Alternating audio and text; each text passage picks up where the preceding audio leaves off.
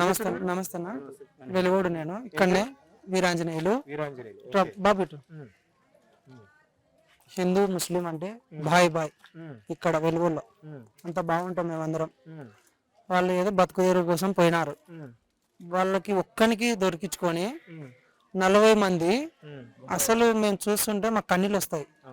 అతను ఇంత చిన్న పిల్లోనప్పటి నుంచి ఇక్కడ వెలువలు ఉన్నాడు. ఒలి కవ్వ అమ్ముతున్నాడు. సైకిళ్ళ మీద తిరుగుతూ, అప్పుడు చిన్న సైకిళ్ళు ఉన్నాయి, సైకిళ్ళ మీద తిరుగుతూ కవ్వ అమ్ముతూ తిరుగుతున్నారు. ఇప్పుడు పాల రేటు తక్కువ, ఇప్పుడు పాల రేటు ఎక్కువ.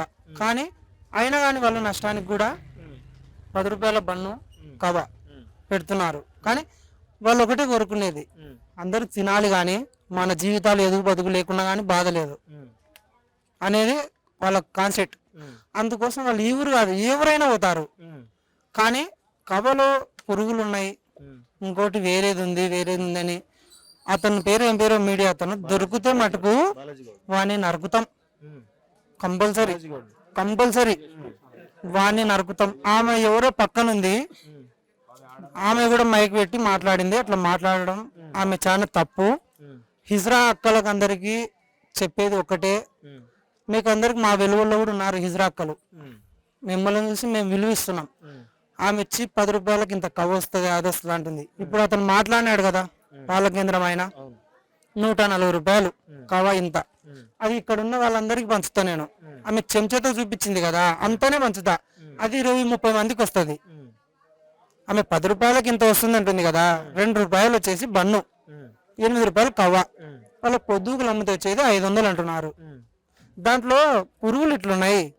మీరు చేసే అబద్ధాలు బూటకాలు మళ్ళీ మా హిందూ ముస్లింలు అందరికీ గొడవలు పెట్టాలని అక్కడి నుంచి ఇక్కడ వచ్చినారు, ఇక్కడి నుంచి అక్కడ వచ్చినారు అని చెప్పేసి మళ్ళీ వేరే మాట్లాడినారు వాళ్ళు. ఇవన్నీ తప్పు. అతను ఏదో పోయినాడు, అది 2-3 నింటే మోహన్ బాబు మైక్ తీసుకొని కొట్టినాడు కదా, ఆ మైక్ కొట్టం మేము, కింద పెడదాం ఇంకా వానికి. ఇప్పుడు తేజస్వి మీడియా ఓనర్ ప్రియా చౌదరి, ఆమె తూర్పు గోదావరి వెస్ట్ గోదావరి అంటారు. అది తెలంగాణ కాదు, మీకు తెలుసా విషయం? తెలియదు, తెలంగాణ కాదు, తెలియదు, మీరు చెప్పండి తెలియదు. వాళ్ళే మళ్ళీ మీరు ఆంధ్ర నుంచి ఇక్కడికి ఎట్లా వచ్చారని చెప్పి అడిగారు వాళ్ళు. అది తెలంగాణ కాదు, Andhra media. Andhra media correct. వాళ్ళ దగ్గర ఐడి కార్డులు లేవు కదా, మా వాళ్ళని ఆధార్ కార్డులు అడుగుతున్నారు కదా.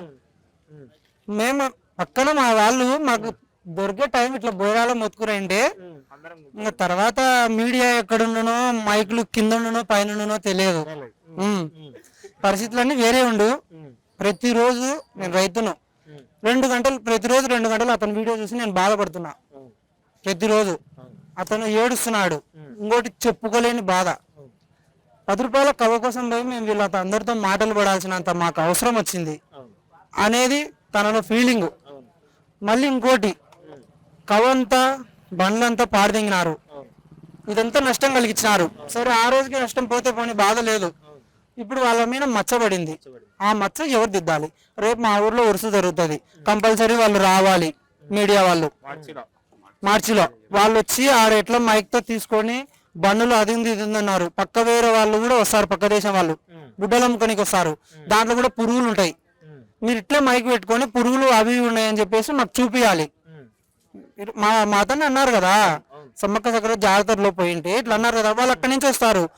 వీళ్ళతో ఎట్లా మాట్లాడినారో వాళ్ళతో కూడా అట్నే మాట్లాడాలి. అంతవరకు వాళ్ళని అయితే ఊకే వదిలిపెట్టేది అయితే లేదు సార్. కంపల్సరీ వాళ్ళు సారీ చెప్పాలి. అతను కవ్వ బన్ను అమ్ముకుంటే తోటి మళ్ళీ చేయాలి. ఎందుకంటే ఇప్పుడు మచ్చబడింది, తినాలంటే భయపడతారు. కానీ దాంట్లో అయితే ఏం లేదు. అతను చాలా మంచోడు. ఒలి వీళ్ళందరూ చాలా మంది అమ్ముతున్నారు కవ్వ. వాళ్ళల్లో అసలు ఏం లేదు. వెలుగులో 24 hours ఇప్పుడు వచ్చినాడు కదా ఆయన దగ్గరనే వాళ్ళు 20-30 సంవత్సరాలు అవుతుంది పాలు తీసుకోబట్టి. వాళ్ళు పాలు తీసుకొని కవ్వ తయారు చేసుకొని ఇక్కడి నుంచి అక్కడికి వచ్చినారు. ఆ కవ్వ అయిపోయే లోపల మళ్ళీ కవ్వ తీసుకొని వాళ్ళు వస్తారు అక్కడికి. నీకు ఎక్స్పీరియన్స్ ఎక్కడైంది? ఇంకా నువ్వు ఆ కవ్వ అయిపోక ముందుకి పురుగులు వచ్చినాయి, అవి వచ్చినాయి, ఇవి వచ్చినాయి అని చెప్పేసి నువ్వు ఎన్ని మాట్లాడుతున్నావు. కవ్వ ఎన్ని రోజులకు తయారవుతుంది, ఎన్ని రోజులకు కవ్వ అయిపోతుంది. వాళ్ళు ఎంతమంది ఉన్నారు, వాళ్ళు అమ్మే వాళ్ళు ఎంతమంది ఉన్నారు, తీసుకొచ్చే వాళ్ళు ఎంతమంది ఉన్నారు, ఇవన్నీ అడగాలి కదా నువ్వు.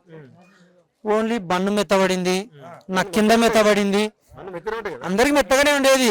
మనకి ఒకటే గట్టిగా ఉంటది కొడితే లోపలికి. ఆ? ఏం మాట్లాడుతున్నాడంటే అంత చాలా చండాలంగా మాట్లాడినాడు. ఇంకొక అతను పక్కన ఉన్నాడు, మమ్మల్ని సంపనీకి వచ్చినాం అన్నాడు.